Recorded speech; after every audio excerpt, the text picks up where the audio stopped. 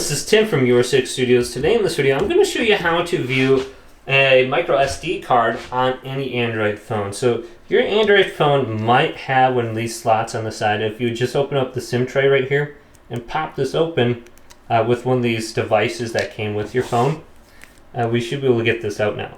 So if you do have a slot on your phone, it's going to look like this for your SIM card. Here's my SIM card, and then here's my SD card. So you could just put it into this tray, and it should be able to read your phone automatically, and then you can copy images over there.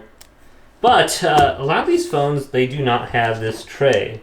So for example, this Google phone, it doesn't have a SIM tray. So here it is right here. Well, it doesn't have a SD card slot in the SIM tray.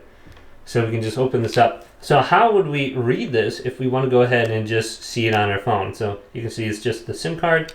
Now, if you have one of these SD card readers, this one is from ONN. I bought this from Walmart. I can read an SD card, but on this side, I have micro SD. So if I can look at this correctly, I can just put this into here. Okay. Boom. So I have my SD card in now, my mini. And it comes with USB-C. Otherwise, you might need like an OTG adapter. This connects USB to USB-C. So I don't need this, but you might need that too. Otherwise, here's another one, USB to micro USB-C. So we can just plug this into my phone now on the bottom. So if you're trying to copy over pictures or anything like that, now what you want to do is swipe up and go to Files.